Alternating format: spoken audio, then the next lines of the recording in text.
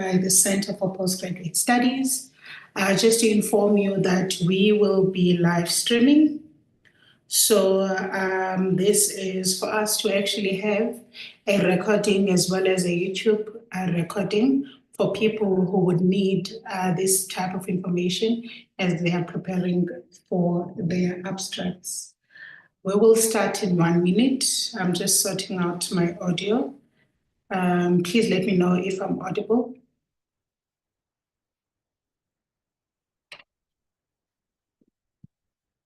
Hello, good afternoon. Yes, you are audible. Yes, you are.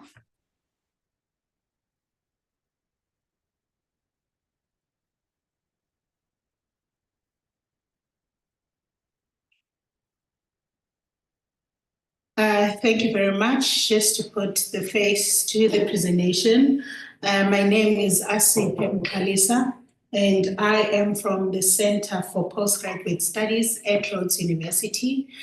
Today, we will be looking at an information session for the upcoming annual postgraduate and postdoc conference that will be taking place at Rhodes University. And of course, the things that I'll be presenting today can be used for other conferences, depending in terms of the requirements of that conference, because different conferences have got different requirements. So just before we start, I would like to just go through some of announcements. The first one is that my colleague SA2, who is joining us here, will actually put an evaluation link on the chats, which is an evaluation of this workshop, but other engagements that we offer at the Center for Postgraduate Studies. This is very important for us because it assists us in order to know what we need to cater for when it comes to support and assistance, but also to collaborate with many of you as you will be making suggestions in terms of what more can we offer or what we can do in order to enhance postgraduate support. So the purpose of this presentation, we have a limited time. It is to look at what are things that are expected from an abstract as well as conference presentation, particularly centering the upcoming postgraduate and postdoc conference at Rhodes University. This is the first time this year where we incorporate postdoctoral fellows in this conference. So we're looking at also the idea of expanding the conference into including other universities, particularly universities in the Eastern Cape, which is going to be reflective in the call that will be coming out next week. You will learn about the timelines of the conference. This conference is particularly designed in a different way because it includes a lot of participation as well as planning by the students themselves, which are from the Postgraduate Liaison Committee, a committee at Rhodes University that is comprised of representatives from different departments that we have here in the university. And this year, it is also planned by the Postdoc Forum, which is a forum that was elected around March. That forum is going to be doing quite a lot of work in terms of reading of the abstract, grouping the abstract into different presentation venues, which, as we all know or don't, we usually have 7 breakaway sessions, which are divided into 7 rooms. And the 7th session is usually the online session. So please do send out questions in the chats. I will try and keep on looking at those so that we can address them, and also try to do this presentation timely so that we can open up a Q&A, because as I have said in the beginning, this is an information session. So the objectives are to understand what an abstract is and why it matters, to learn how to structure a compelling abstract, as well as some tips on presenting research with clarity and confidence. The reason why we're doing the presentation during conferences at this early stage, way before the submission of the abstract, it is because other people choose not to submit their abstracts because they fear presentations or they have a different understanding in terms of what actually presentations are supposed to be like during conferences. So the first thing that we need to discuss and understand is what is actually an abstract.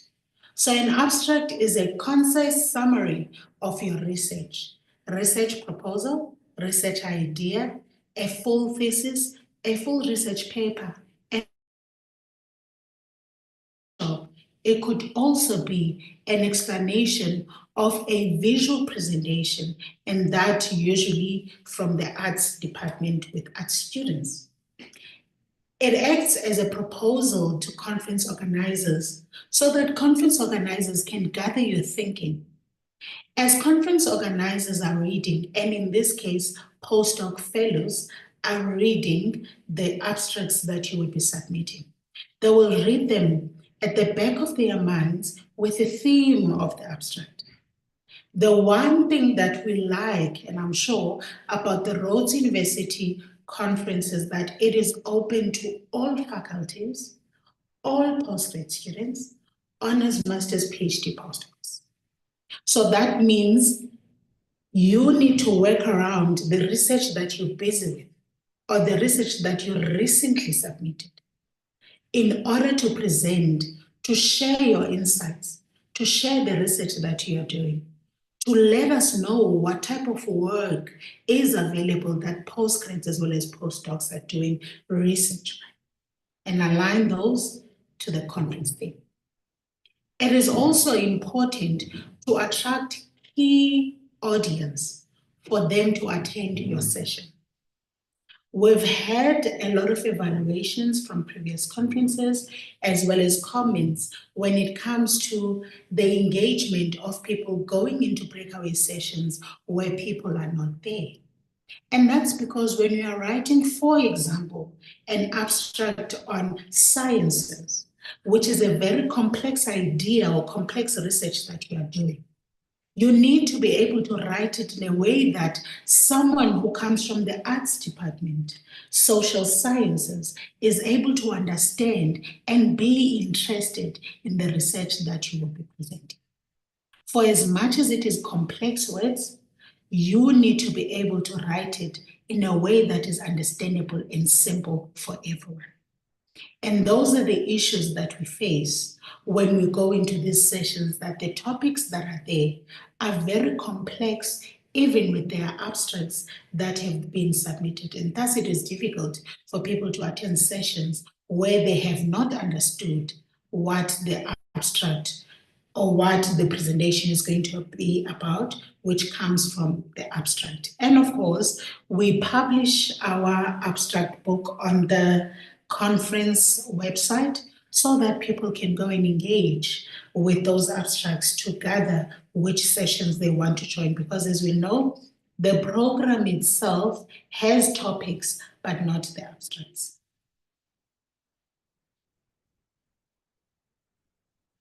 What type of abstracts are we looking for?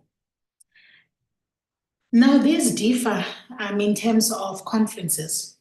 Some conferences are clear in terms of the structure of the abstract, in terms of what types of abstracts are they looking for, aligned with the themes that they would be having. It is important to not just look at the theme when you're applying for a conference and trying to write an abstract. A theme can deceive you into thinking that this is exactly where your research falls under. However, when you look into the context, the explanation, the literature that has been engaged in explaining the theme, as well as the sub-themes, expectations, the level of which someone must be in order to submit an abstract, you then gauge whether or not your research fits into that particular conference. This is very important. So for our conference, we're looking for descriptive abstracts that are describing the research. When you're describing the research, you're describing the phenomena, you're still adding into the research. There is a misunderstanding that research is about bringing something new. However, research is about contributing. You can contribute to something new. You can contribute to something that's already existing. You can contribute to an existing conversation. And because of that, we are looking for such abstracts. But also it is important to understand descriptive abstracts, especially for those who are still in proposal stage. This is where you describe to us what your research is about. Describe to us what is your idea. What are the objectives? What is the mission of this research? Remember, there are no findings at the moment when you are having a proposal. You cannot conclude at the moment because you are in a proposal stage. You do that.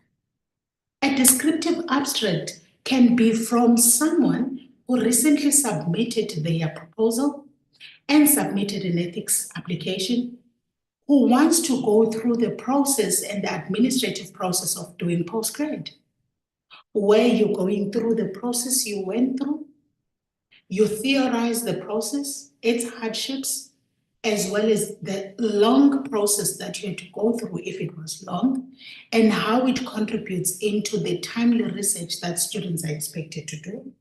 So there's just a lot that one can do in descriptive abstracts. Informative abstracts. An example of informative abstract could be an abstract that explains that this presentation that you'll be doing will just be focusing on literature review.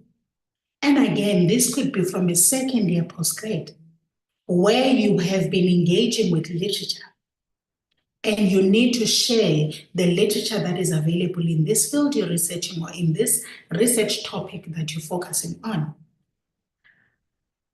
I usually say that when you're looking at literature review, and this idea, which comes from my supervisor, Dr. Kirsten Wilmot, that you need to invite scholars into a dinner table. When you invite scholars into a dinner table, you are engaging different literature from these scholars. From there, you see any gaps that exist in literature. You also see any benefits that exist from this literature, any contributions, whether to your research or to the field, that exist in this literature. So you acknowledge those that have walked the path before you, but also saying there's different miles that we need to walk. The unfortunate part is that in a dinner table, people keep on leaving one by one. So that means as you're giving us this informative abstract, you then let us know, who are you sitting with right now to try and think around this problem? It is very important when you are doing informative abstracts to not take yourself as an expert giving information to people who don't know. If you approach presentations and conferences, and even in writing, with that mindset, you are bound to receive feedback from someone that is actually proving to you that they know more, or that there are people who know more than you do. The wording of an abstract is very important. The claims we make in abstracts are very, very key and critical. And it all goes with the choice of words that we use. Critical abstracts are abstracts where you are critically engaging, as well as telling us about what were the objectives, for example, in a finished research, what were the findings, these were the recommendations that came from the work. So you're critically engaging with one, the literature that you had, the problem, the topic itself, fitting the objectives, the methodologies that the methodology that you use, the theory that you use, who you worked with. We often always see the critical abstracts coming from finished work. And in this case, it would be a finished master's thesis for a PhD candidate who's still busy thinking around their topic, who's still busy doing their proposal, who don't need assistance in that part, but rather need engagements and contributions on their masters so that they can see, for example, which paper they can come out with. If I were a first-year PhD candidate, I would submit a paper that I want to publish or that I am in a process of publishing from my master's. and be clear in my presentation. It is not the entire master's thesis. It is a specific section in my master's that I would like to expand on and disseminate for other people to engage with. Now, moving on to I hope we are together, but moving on to the key elements of an abstract. I'm looking at the chats. If you have any questions, please put them there. I'm trying by all means to finish by past so that we can have a Q&A that is longer. The key elements of an abstract is one, background and context. The topic might be clear, the topic might not be clear. But in either case, it is important to give us a context of what you are going to be presenting on.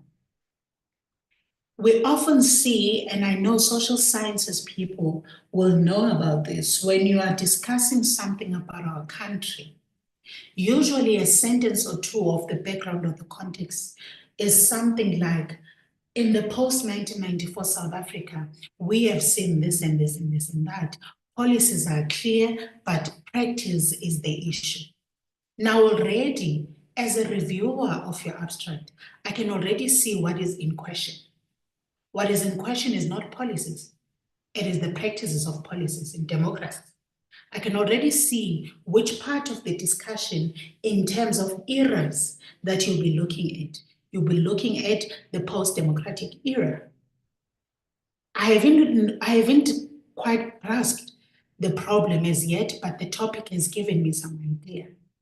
Then you move into what is the research problem or question. So you move into the research problem that, as you have given this context, this is the problem that exists. And how are you going to be resolving this problem? You tell us your methods, or you tell us your approach. Or how have you resolved this problem? You tell us the methods that you used as well as the approaches. After that, you take some few key findings that you have. The key findings are usually found towards the last chapter of your theses, depending on different departments and different departmental recommendations. But the key findings are what you highlight mostly towards the end. Those are the key things that you also want the examiner to remember. Those are the key arguments outside of all the 5, 6, 7, 8 chapters that you want the examiner to remember. And this has to be the case even in your abstract, the key findings that draws the attention of the reader or that draws the attention of the reviewer. After that, you give us a conclusion. What are you then putting in the table? What are you then hoping to find? What are you then aiming to find? That becomes a conclusion. What are you then aiming to find? It is a research project of an honest student who, at the moment of submitting an abstract in May, is probably around engaging literature. By the time you are presenting, for many honest students, it will be a month before you submit your research project, right? So what were the key conclusions of your research? Or if you haven't been to that moment, what are you hoping to find? What are the implications? What have you missed from your master's thesis? And that goes to a first-year PhD that decides to present on their master's. What have you missed? The honest conversations about limitation, which even in our theses, we are afraid to write as honestly and open as possible. What were your limitations? Did you reach your conclusions? And you only know in that level when you go back to your objectives and aims, where you see what had you promised that you wanted to achieve. Did you achieve it? If not, why didn't you achieve it? And all of those things you are giving in an abstract of 200 to 250 words. Now, this is an example. Just before going to the examples, I'm going to go to the chats just to see if we have any questions. Okay, so this is an example of an abstract. Now, this is an abstract that I submitted in an international conference, which is a paper I'm busy with from my PhD.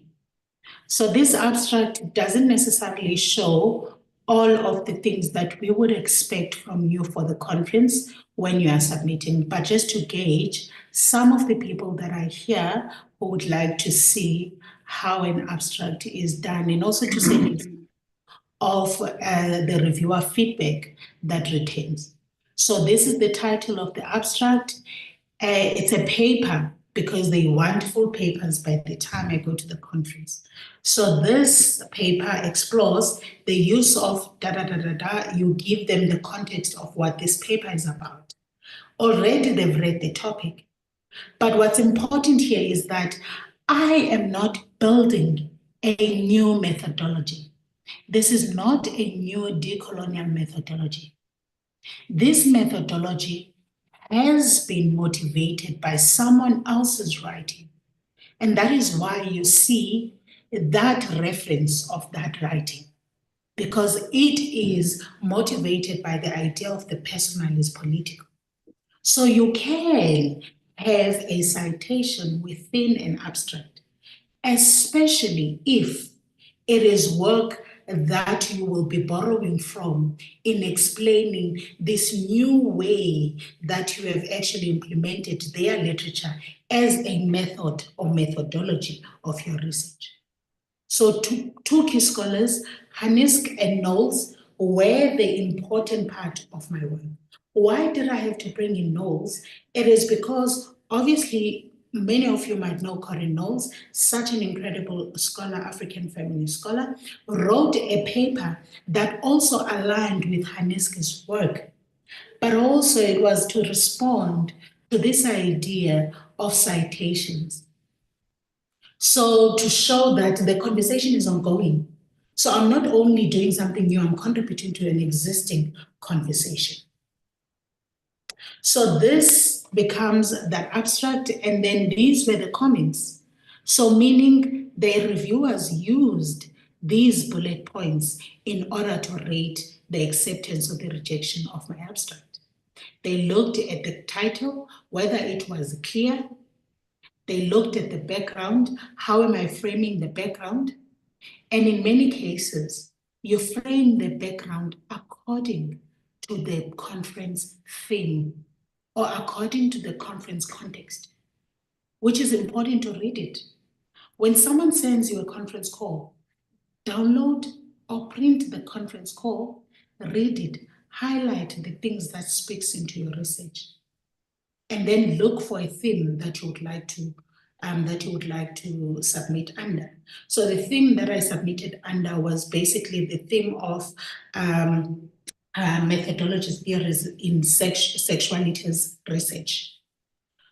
And then the method, they can see clearly what method I'm using.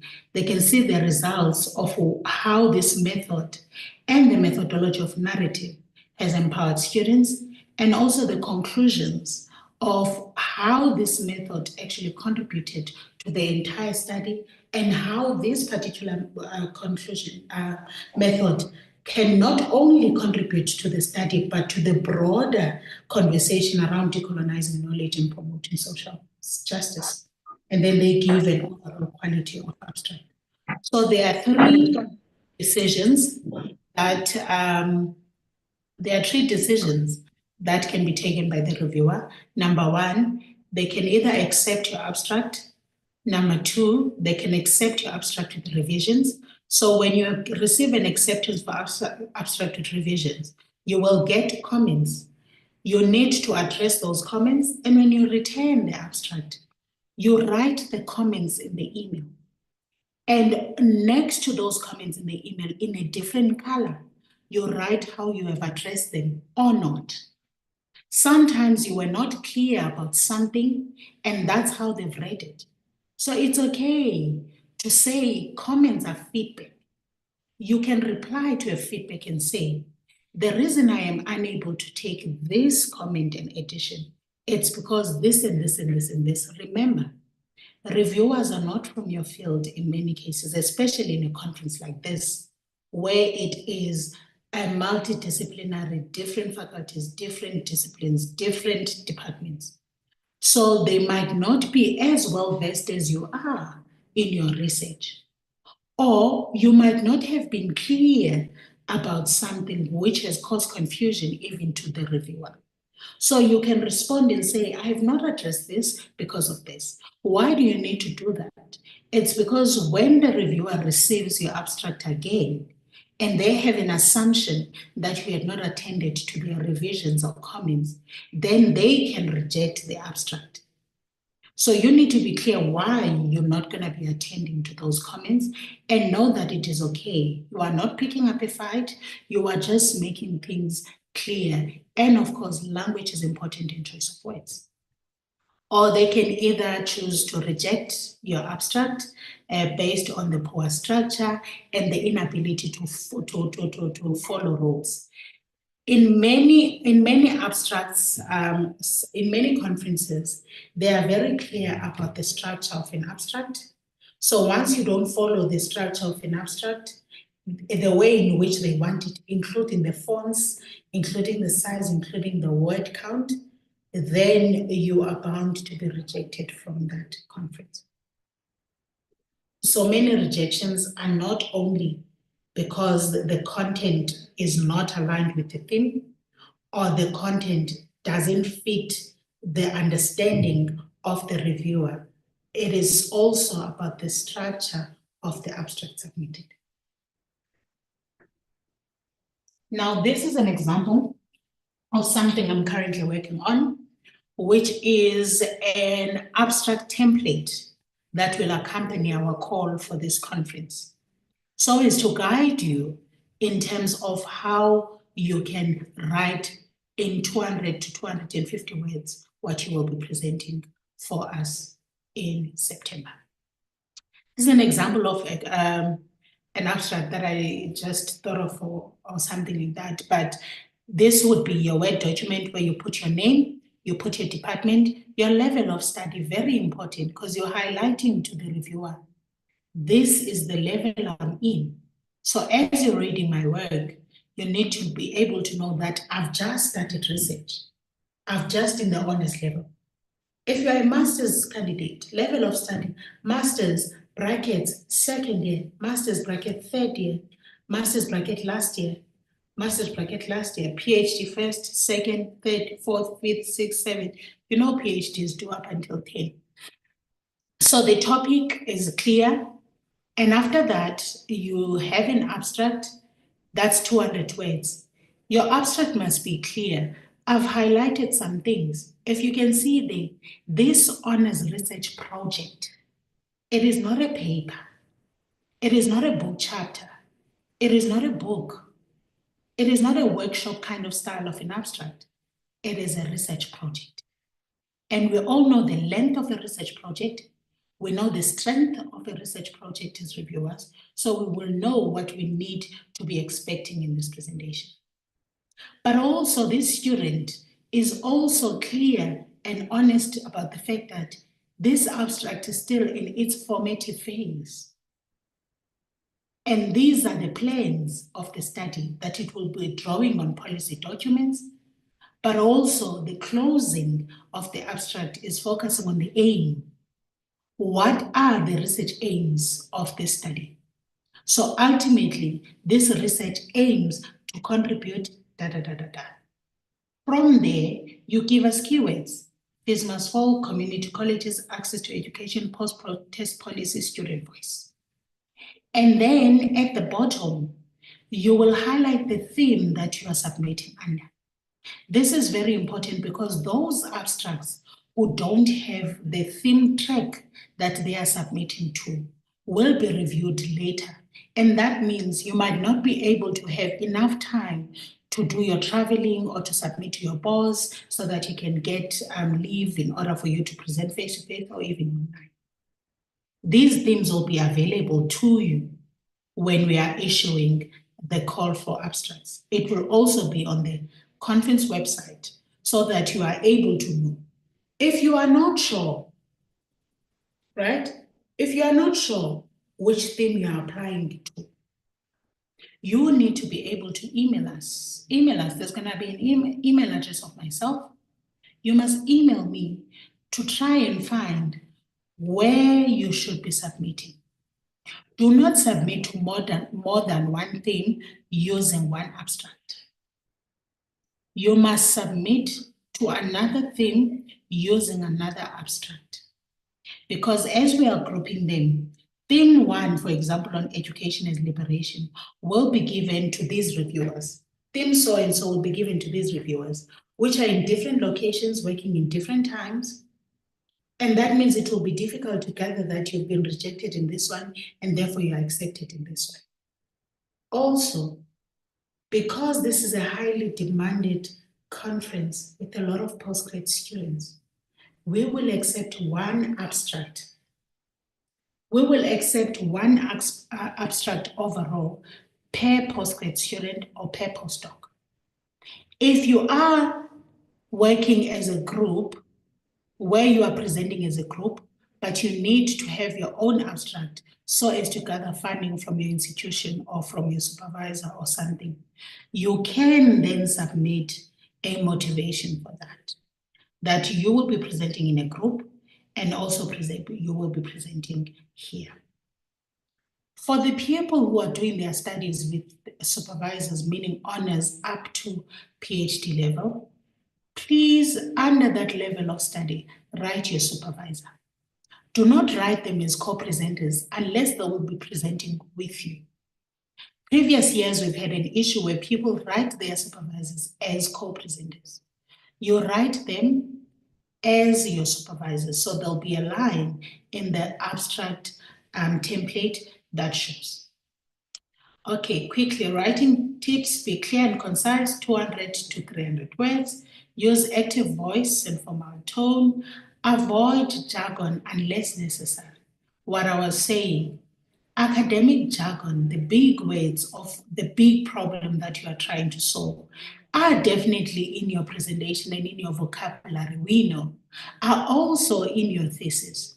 The abstract must be as simple as possible. In fact, people are encouraged to also submit abstracts in their home language. Now, what does that mean? It means you submit 2 documents. The one, you give us your abstract in your home language, but also please assist us with the translation in English. The biggest problem is that we can find people to review your abstract, but we do have international students who speak international languages that might not have someone to review the abstract. So it would assist us if you can submit a translation of your abstract so that the person that is actually reviewing your abstract gets the translated version. During your presentation, we are a university that prides itself for working closely with the language policy in order to ensure multilingualism. So if you will be presenting in your own language, we will be needing you to let us know so that we can email you for you to do a pre-recorded presentation in English. That pre-recorded presentation will then be uploaded in the site next to your abstract, so that the people that are attending can also be able to engage with you. It will also save you time. Sometimes when you're presenting and you are translating at the same time that you're presenting, you might not get to where you were supposed to get to with your presentation because you have 10 minutes. So to avoid the constant translation as you are presenting, it is important for us to have a pre-recorded summary. It doesn't need to be a word-by-word presentation, pre-recorded summary. And of course, you need to be open and understanding of the fact that the people who will be physically sitting in your presentation might perhaps be people who listened to the session and won't be hearing what you will be presenting because they don't understand the language, and they will be engaging you based on the session that you recorded, or it might only be people who understand the language that you'll be presenting in. So you must be able to align with conference themes and keywords. These are the common mistakes to avoid. 1, too much background and not enough results. too much background and context, dwelling on the problem, dwelling on the historical context of what you are trying to research, but not necessarily giving the reader direction in terms of what exactly are you saying, why exactly are you bringing. The vague language, it usually comes from the academic jargon of Googling synonyms of simple words because you don't want to speak in simple English. And that creates a vague language, which then distorts the reader as they are reading your abstract. The lack of focus or clear argument, it also goes to the topic. How long the topic is. In some conferences, they even tell you how many words your topic should be. Exceeding the word limit, please do not exceed the word limit. Make sure it is 200 to 250 words. Exceeding the word limit exhausts the reader. Also, it's the reason why you will dwell on too much background with lack of focus. And now, moving quickly to presenting your research, we're going to have another workshop on this closer to the time of the presentation to showcase some different styles of presenting, people reading their presentation, people presenting with slides, people playing a recording, and then taking 2 minutes to actually get responses. I actually went to a conference recently where a person who knows that even if they could be well prepared with a written text, they end up going on a different direction in presentation and talking about other things. I'm like that to some extent as well, where I talk too much and even forget what I was talking about. So this person pre-recorded a video of their presentation, and then on the other side, their slides. So it was cut in half, presentation, as well as a video of themselves. And they made that video for 5 minutes, cut interaction, 5 minutes. So because of that, it assisted them to get through everything that they wanted to present. It kind of felt like it was an online presentation, but the person was also physically there to respond to questions. And depending on the time that's available, that's where you would actually get a chance to dwell more. Presenting your research, you need to be able to know your audience. And in this case, you already know your audience. It's going to be postgrad students, postdoc students, postdoc fellows, not students. Ooh. Postdoc fellows, academics, your supervisors, other people's supervisors, undergraduate students who want to come and see what postgrad students at Rhodes University are doing.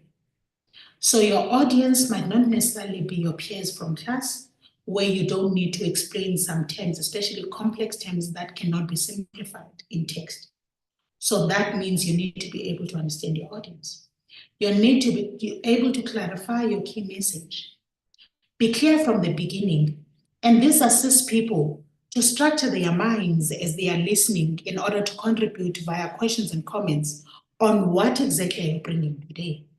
I can tell you about my entire research topic in my PhD, but for the purpose of this presentation, I'm presenting chapter 5, which focuses on this. So that means they engage chapter 5. So even though someone can be curious in their Q&A, where they are even clear that I know you said you are presenting this part of your PhD, but do you mind just taking us through on your methodology for this and this? Then if you have time, you can respond to that. But if it is something that you have not yet done, someone asking you for findings when you have not done findings, do not gauge that energy of wanting to be confident in giving findings that are not there. But just be clear that, as I have explained in the beginning, this is the stage that I am in. I am really hoping to get findings that can contribute to the objectives of my study. As I'm looking at my data, things are promising, but I have not sat with my data to analyze it so as to get findings. It is the simple and honest response you can give. Structure, you need to have an introduction, introduce your topic. Some people even go as far as introducing the key things that you'll be presenting, and then have a conclusion before Q&A. When a timekeeper is saying you have 1 minute in your presentation, even though you haven't touched on methodology, theory, end, conclude the idea of what you've already presented. Other people want to go through and skip other slides and go to the conclusion. Unless you were going to read your conclusion, that's what you're going to be doing. But if you are not reading your conclusion, you know your research. The confidence of this whole process is that only you and your supervisor, if they're present, know your research. So you conclude the idea. And in your conclusion, if you don't have words because you just panicked by realizing you have 1 minute, you tell the audience, what would you like for them to contribute to? Hence, I always say, presentations, conferences are not all about finished work. In conferences, when I read the expectations, I can gauge which conference I can go and think with a different audience, as well as get contributions on how to move forward in my study. So when I go there, I present the ideas that I'm not sure about, as well as the ideas that I am a bit sure. So that means during the Q&A, I'm expecting anything. Someone telling me, no, don't do it like this, do it like this. I'd suggest for you to do it like this. No, use this theory, do this. Because at the beginning, I opened their minds to digest my presentation based on them giving a contribution. So presenting in a conference doesn't mean you are there to showcase how great you are. It doesn't mean you are there to showcase how much knowledge you know or have. It is about you gauging engagements, contributions, comments, and be educational to your audience. Presentation skills, it is really nice to use visuals. It captures people's attention. For example, the PowerPoint like this, you're already just wondering, what is this cartoon about? So that means people will be looking at you and not through their phones because they're just wondering what the next slide will be looking like or what the next slide will be engaging on, the graphs, and all those things are very important. You must practice time and time yourself. A day before the presentation, go through the presentation time and time and again and time yourself. Speak slowly and confidently. Be confident because this is your research study. This is your research paper. Only you and the people you work closely with know your research. So the constant apology when you mispronounce a word or when you read a line that you were not supposed to do away with that. Do not apologize for being stuck in a sentence or for actually jumping a sentence, fiddling your way back to what you were supposed to be doing. Be confident. Do not anticipate and prepare for questions. And in many research, they tell you to anticipate and prepare for questions. That is dangerous because what happens when you receive questions you are not prepared for? What happens when you prepare for questions that are based on what you want to hear? Presenting is not about what you want to hear from the audience. It's about what you can learn, what you can teach, what you can unlearn. And if you do anticipate questions, it might help you to know what to cover in the 10 minutes. For example, let me mention my methodology a bit because someone might ask me about my methodology. That is the anticipation, but not anticipating the exact question that someone would be asking you. Conference etiquette is important. Make sure you keep up to time. It is not cute and it is not acceptable because there's a reason why we have time constraints. As we accept people, if we have 200 attendees, we actually time them according to the sessions. Now, if you take more time, the people who are listening to you, one, might end up missing other sessions. Two, might actually end up missing lunch because by the time people come out in the conference, people have already finished lunch because someone else decided to take time. Be engaging with the audience. Eye contact is very important. Even if you are reading, stop, drink water, stop, look around to see if people can still understand you. Respect other presenters. After presenting, do not do this new culture of living, especially in a conference like this, where you did not need to register with money in order to be part of it. It is not a good look for people to sit throughout your presentations and on the day of their presentation, no one is there. People present and leave. And I understand for the people who are booking accommodations and it's a matter of issues of finances. But then again, it is very important if that happens to join some sessions online and not just come in your own session and communicate that with the organizers prior for respect of the resources, because they've counted you for all the lunches that you'll be having, all the engagements that you'll be having. And it's always the case, the last day of the conference is a few people. And the presentations that are put on the last day are not being put in particular order or because of how strong or not they are. No, they are put based on the theme and also based on the numbers. Do follow up in networking. If you know, there are times where I present in a conference and I know that the way I responded to someone was not it. I was just panicking. I'm even questioning my response. I would go to that person and tell them, I actually think I didn't respond to your question. What I was trying to say, ABC. Don't try and defend yourself in Q&A. If you feel the need to, or you feel like you've been misunderstood, do it in the networking. That is important for learning and unlearning. So this year's PG as well as postdoc conference will be taking place on the 12th to the 13th of September.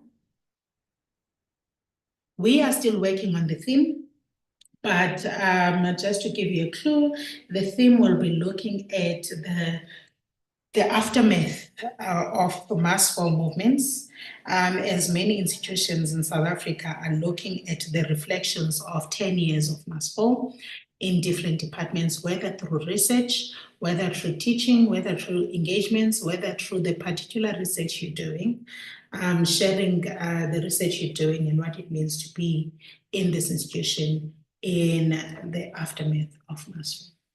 The sessions will also include research ideas or research presentations, as well as a 3-minute thesis, the local one, which will come out, you'll see the dates, and the national one, explanation of the winners, where they'll be going, as well as the Visualize Your Thesis competition, which will be taking place concurrently with the 3-minute thesis.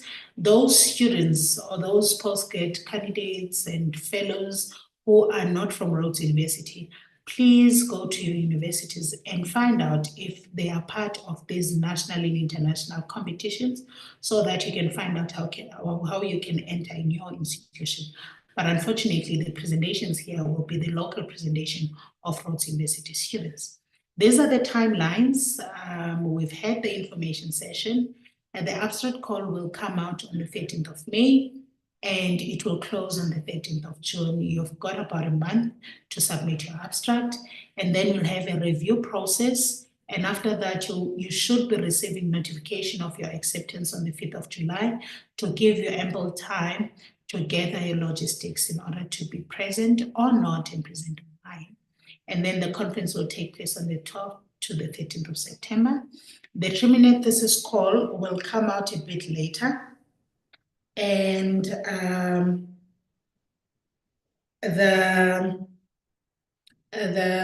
call will be coming out on the 13th of May as well, but then it will be closing a bit later than the abstracts. It will close on the 30th of June. These are some of the prizes that have been advertised. Locally, we haven't advertised our prizes, the national competition in UFS as well, and then the 60 seconds presentation. These are the abstracts internationally for the person that will be selected. First place, this money comes to you, not the institution. So you will get these dollars if you become first place, second place, third place, and it will be taking place in the University of Melbourne. So that is it when it comes to the information session. I think I'll open up the Q&A.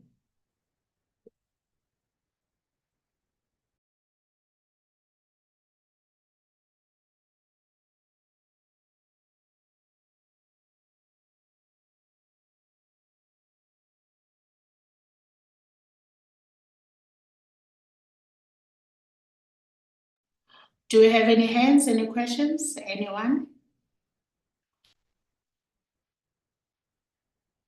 Please just make sure that you click on the link of the evaluation for us and be on the lookout for the call for abstracts, which is going to come out on our mailing list, as well as on the student events, student news, postdoc list, and other lists, and on our social media, pages. We are available on Facebook. We are available on Twitter. We are available on Instagram. We are available on YouTube. And this recording particularly will be available on YouTube. And the people who are asking for the slides, they will be in the YouTube page as they have been shared. Please go to our YouTube page. You will see this recording immediately. Thank you very much for joining us. I think how to join the conference if you're studying in Rhodes but not on campus. Okay. So when you are submitting your abstract, you need to make sure that your supervisor knows. Why am I saying this? Many supervisors, or some at least, do have some funds in their research accounts where maybe they can assist you with traveling. If you are not able to gather funds to travel, we allow virtual presentation. So as you are submitting, you click in our Google form that you will be presenting online because you are not here. There is a venue that is designated for online presentations. But this year, due to the fact that that venue is not highly attended, we will be actually trying to incorporate online presentations within the presentation in other breakaway sessions so that you get the engagements as well. So hence we will be grouping the breakaway sessions based on the theme tracks so that you are able to know which room you will be in, and you will have a link for yourself, a link for the whole session when it comes to the sessions that will be in the main venue, as well as a link for your presentation. And then you will see other people's links online so that you can join the sessions that you would like to join online as well. So that is, I hope that is clear. Okay, I don't see any hand. Hi, good afternoon. Hi. Hi, good afternoon. Thank you for this interesting presentation. I just wanted to go back to the beginning of your presentation.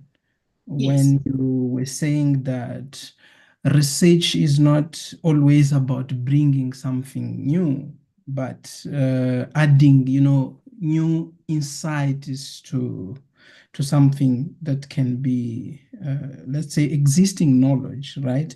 I would like to have some details on that. Could you please expand more this idea of not bringing something new, but adding, new insights to existing knowledge? Because as postgraduate students, we all have that experience of submitting an article to a journal, thinking that we are submitting something new, and then the answer will come saying, no, this is nothing new. So could you please expand more on that idea?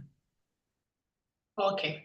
No, I think what I was trying to speak about is exactly what you explaining here as well. It depends, of course, on the different projects that you are in, as well as on the fields. Some fields you are looking for a solution, which is why there's also practicals and there's also lab work that someone is doing. But at the same time, even with the lab work, when something doesn't work out, you then look at the key contributions because someone else might have tried it, but they got their PhD because this is what they ended up contributing to, rather than coming up with a cure for A, B, C, and D.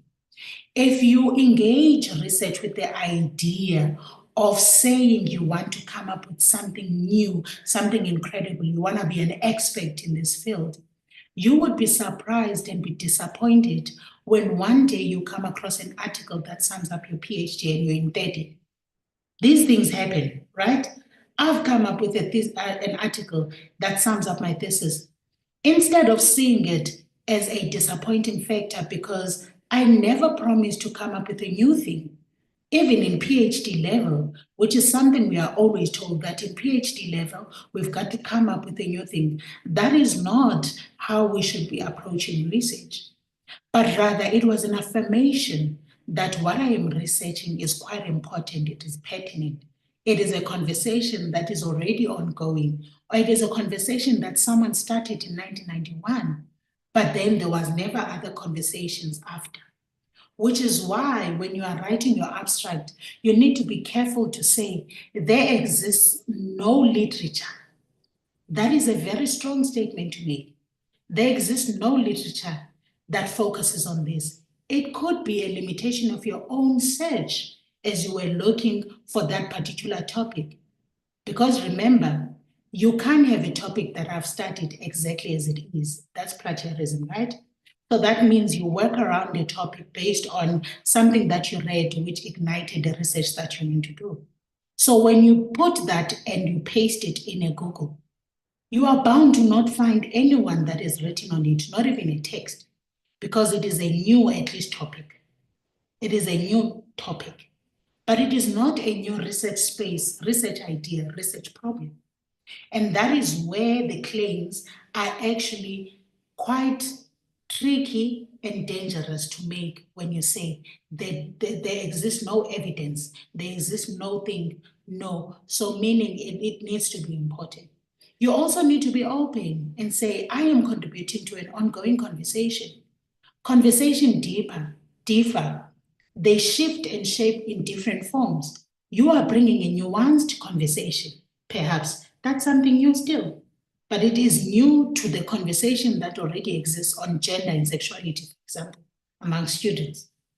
You are bringing a perspective of a university that has not been studied because you've done an in-depth research to see really that university has not been studied. So to protect yourself and also to understand the broader existence and the reason why knowledge exists, it's because it evolves. So that means we keep on learning. Even a professor keeps on learning. So this idea of striving to be an expert is a dangerous one because you won't want to open yourself up to learning and you will think you know everything from that field.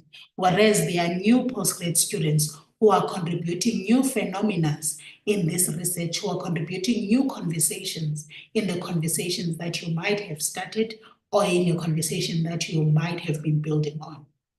Thus, even the mothers of intersectionality or the mothers of socialism, they kept on writing books, innovating their ideas, adding to their ideas, critiquing their previous ideas that they would have written in the 18s or 19s, because knowledge is evolving. So that is what I meant, and I hope that is clear in my response. Thank you. Thank you, Amanda, for that question. Thank you so much, Asif. Thank you. I think we went above time. In actual fact, we don't need to go above time. And this is a nice introduction to know who I am. I always abide to time because I know people have got things to do. But I'll just sum up some of the questions here. Can you please explain the key findings part under the elements of an abstract again in relation to the descriptive abstract? So when you are describing something, you are describing to us the phenomenon.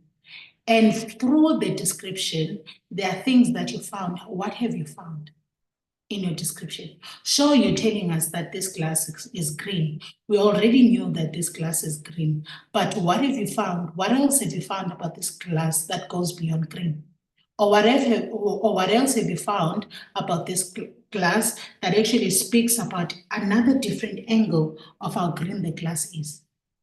So when you are doing that descriptive, you need to either be clear from your first sentence of context that I will not lead you astray. This is what I'm going to be telling you about.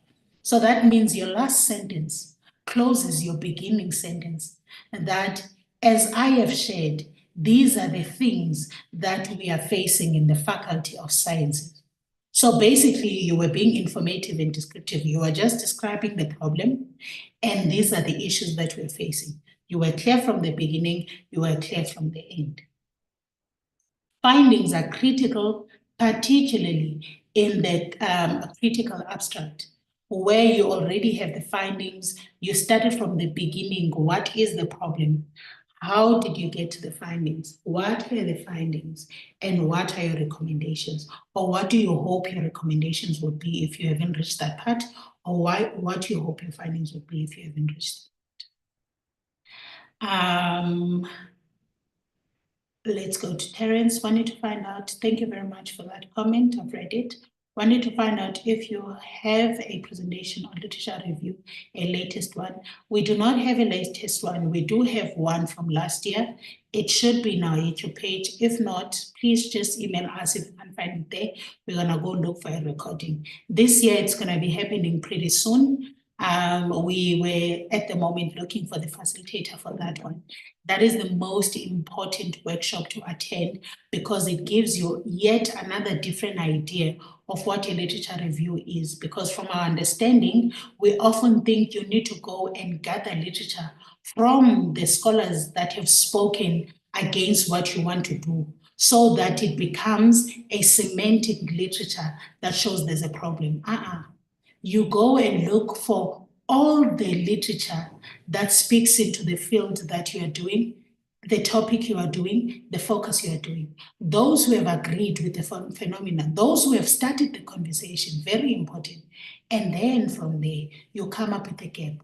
Or you actually become honest that I am adding a conversation because I've realized that leading from 2020 to 2025, there hasn't been much of the development of literature on this. So how has things have changed or not in this particular problem? And then you come up with that as your gap. So please go to our YouTube page for that and say, ungapheli imini ke ndithetha, but I would like to say thank you to everyone that has attended. Please be on the lookout on our emails. We always send all the information you need on our mailing list, as well as the events, student news, postdoc list, and we post them on our social media pages. Our offices are open. If you need pets, if you need toiletries, if you need stationery, please come through. We do have those for you. And if you need to donate on top of what we have, we welcome that as well. If you'd like to transfer your donation for the post-grad students who are in need, please be in touch with our office and we will lead you in terms of what you need to do. But we would prefer for you to rather buy them and courier them to our offices so as to ensure accountability and less monitoring and evaluation paperwork. Thank you so much. Do enjoy the rest of it.